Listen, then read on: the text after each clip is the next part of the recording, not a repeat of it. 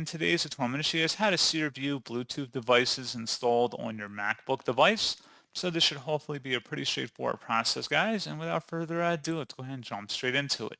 So all I have to do is select the Go tab up in the menu bar, and then go down and select Utilities. Select where it says System Information, and then on the left panel, select Bluetooth. And then on the right side, it should list out any Bluetooth devices or any compatible hardware you have installed on your device. And that's pretty much it. So as always, thank you guys for watching this brief tutorial. I do hope that will help you out, and I do look forward to catching you all in the next tutorial. Goodbye.